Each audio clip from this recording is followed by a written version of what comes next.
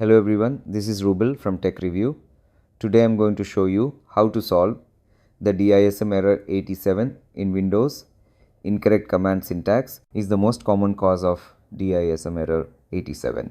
Even minor errors such as missing spaces or incorrect slashes can cause the tool to fail.